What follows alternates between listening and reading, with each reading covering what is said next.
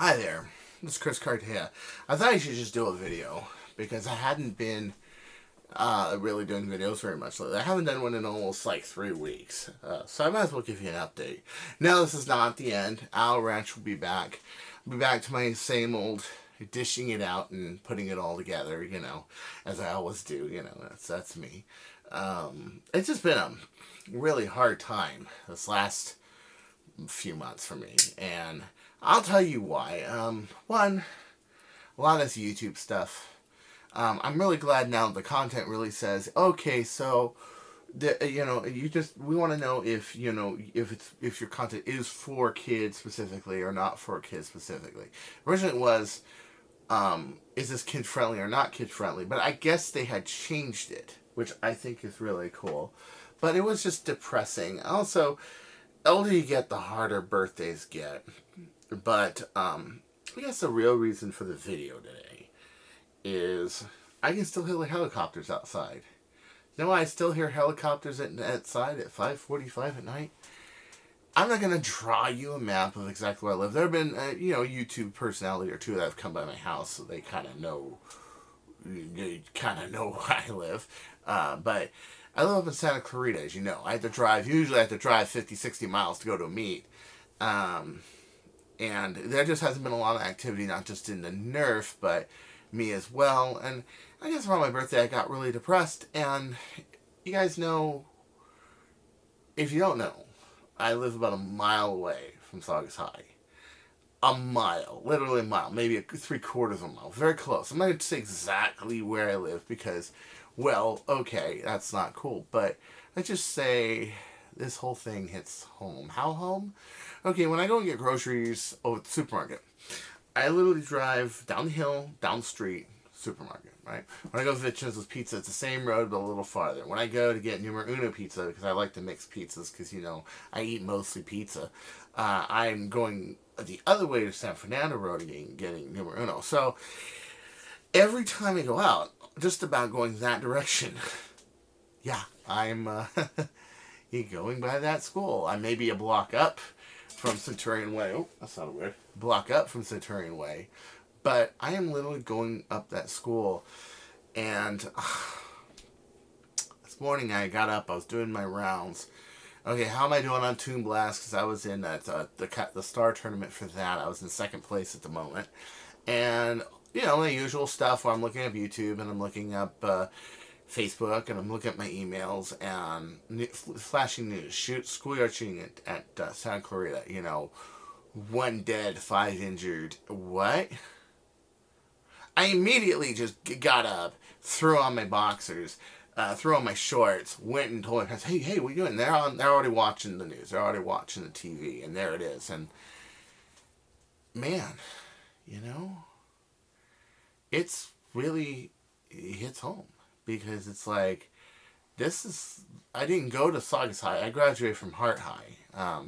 But I have relatives that went to Saugus High, yeah. And if I lived here and I had kids, my kids would go to Saugus High, yeah. So it is my high school in my district. As a matter of fact, my area where I live. And, it's really sad. And you can say what you want. The kid had a troubled life. You can say what you want that his dad died a year earlier and everything. But that is not a way you solve your conflicts. I'm so sorry. Let me give you a little refresher when I was a teenager. Okay, when I was a teenager, we didn't go around going shooty McShoot face on everybody. That wasn't the way we did things. Okay. One time, one guy pushed me and tried to take $1 out of my hand. I think you talk to people like Sean, Jolly, even Brian would probably say, yeah, that was stupid. Because when I caught up with him years later, a decade later, we had a conversation. We were at a bar with our friends, and we were like, yeah, that was pretty stupid. And I'm like, yeah, the whole thing was stupid. I'm really sorry, buddy. I'm really sorry, bro. But at the time, that was breathless. He threw a few blows at me. Of course, didn't knock me down, but I got separated by Capper's supervisor, and I was pretty pissed off because he walked away. Capper's supervisor had to have seen him. I was really upset. So, come brunch time, I knew where him and his friends hung out, and I you got it. I went after him, mobbed him. I hit him. Now, a lot of controversy because he claims, oh, I had this in my hand, I had that in my hand, and all that stuff. But nobody sued anybody. Nothing bad happened. It was just a fight, okay? And it resolved it. That was it, okay? It was pretty much over after that, But we had different rules, You win some and you lose some. And if the fight would have kept going, the fight would have kept going. I would have walked down some hallway and he'd be in fighting and we'd be fighting. And that'd be the way that I was when I was a teenager. But never, ever, ever was it pull a knife or pull a gun or anything like that. Okay? It was, we all were wise enough to know that that's dumb. Okay? This day and age, not so. And I can name a lot of problems. One of my relatives wrote a nice article on Facebook about how the problems with school, how there's like one counselor for every 500 students, and she wrote a really nice post, and it was a good post, and a lot of good points. But I like to interject my points, too. I think that is a problem. Now, me growing up, I grew up in a I was a special needs kid all my life, hence why I live here. And I have special needs. And so I had a lot of attention. I had a teacher. I had two teacher assistants. I had counselors. I had all sorts of help and stuff. And when you're SED, you had a stroke when you're born, you have those kind of resources. And it makes it hard sometimes for you to realize that kids these days don't. Also, I remember being a teenager. I remember the time that my Strat, I got taken away because I was grounded. I forgot I detuned those 3 strings to straighten out the neck a little bit. Yeah, the top strings. That's what you do on a Strat to make sure you don't get an S curve. Is you detune these sometimes, and then you make this actually instead of 11, you make the B string a 13. But anyway, we can talk guitars another time. I put in mind I had that guitar when I was 15. I'm 44 now. That's right. I still have the Fender. I still have the good old roaring sounding mid-gain circuitry Eric Clapton model lace sensor Stratocaster. It's still like my pride and joy. And when I was young, that was my pride and joy possession. And I knew I was probably going to end up with some shit car or some shit job or some shit this or shit that. But at least I had my Fender. Okay. Well, I did some stuff. I don't remember what I got grounded over. I remember it was significant enough to be grounded over. It wasn't I didn't deserve to lose my guitar for like a month because of it. I did think the punishment was a little severe, but I still remember going like, oh, that's just the end of the world. What am I going to do? Here I am, I'm trying to gain my abilities as a musician, and, a month without my main guitar? Fuck, what am I going to do? That was a big deal to me. Yeah, so what happened was, I'll tell you the whole truth of the story, I'll be totally honest. I ditched school, and I hung out with my other friend who was suspended from school that day for some other thing he did, unrelated, and I tried to ransom back my Stratocaster. I tried to call my friends and say, hey, can you be my undisclosed location to hand me back my Stratocaster? And she who was sick that day, one of my friends, Lori, sick that day, and she's like, I don't want any part of this, and I don't blame you. But essentially, I just, that's how teenagers think, that's how I was at when I was like 15, 16 years old, and about this age, actually, that guy was. And so the funniest thing happened that day. I'm walking down, because you have to go down Old Orchard, and I'm walking down Old Orchard Street, and my mom pulls up here at BMW, and she's like, you're in big trouble. I'm like, oh, shit. Because you had to walk from the house to get some food. You had to walk all the way down to go to KFC. You had to walk all the way down that road. And so eventually, as you can imagine, I got the guitar back. And it wasn't the end of the world. And it didn't destroy me or anything. And I don't sit here and thinking that that's the home run that I should have gotten and that would have changed my whole life. Nothing like that. It's not that big a deal, right? Well, a lot of kids don't know that when they're young. And they think that it is a big deal.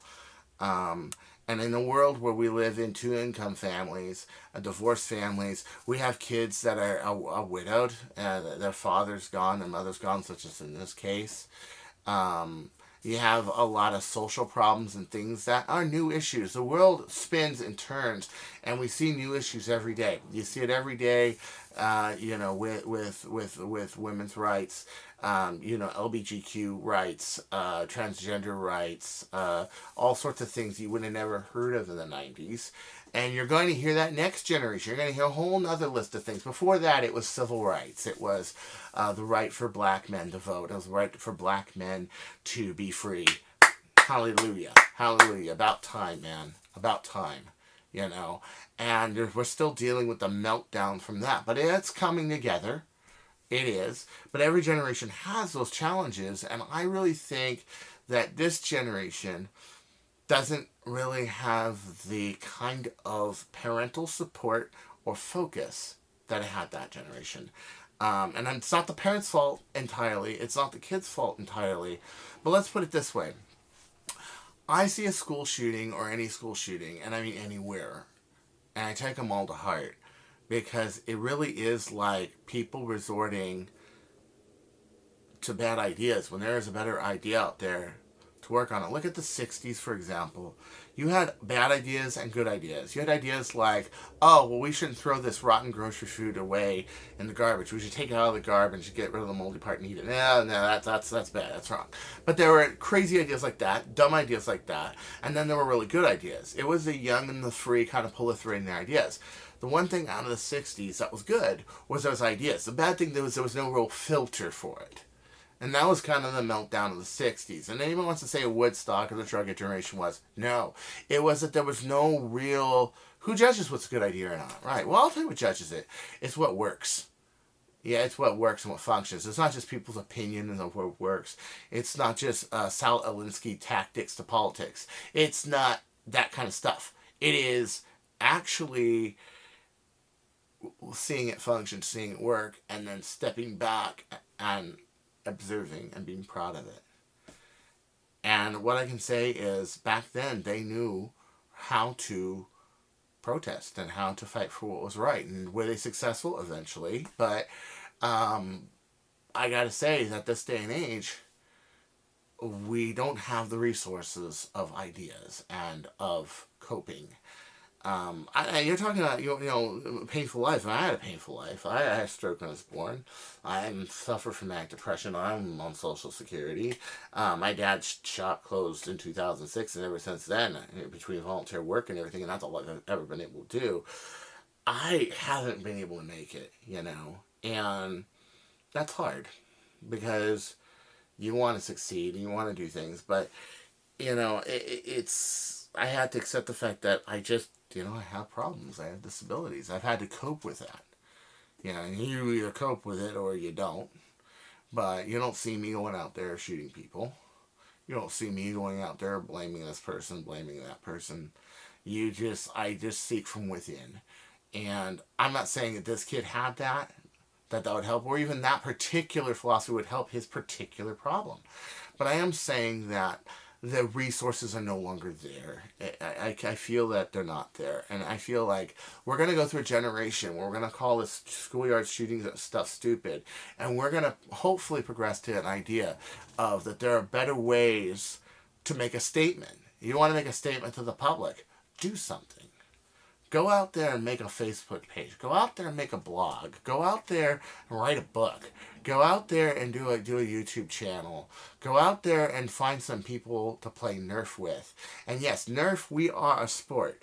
We're a sport with sportsmen. We're athletes. We don't even think about, well, if I, like the airsoft people do and the paintball people do. Well, if I had a real gun, you'd be dead. We don't even think that when we play. We think more of, well, gee, this Merlin, I maybe have to figure out how to get a little more travel to make this Merlin work effectively. Or maybe I gotta make a new Merlin and make it shorter. Maybe I gotta use a little tighter darts to go through the Merlin better. Maybe I gotta do, see what I mean? When we come back from a meet, we don't think of, we got this guy, we got that guy. We think of, oh God, I gotta fix that on the Bird of Prey. Or I gotta do this on the Kronos. Or I gotta fix this on Big Blue. Because I wasn't shooting the way I wanted to shoot that day. Right. We think differently. It's a sport. And when you get involved in something, and that's just one answer of many, and when you get involved in something, you really start forgetting this end of the world shit and you start living life.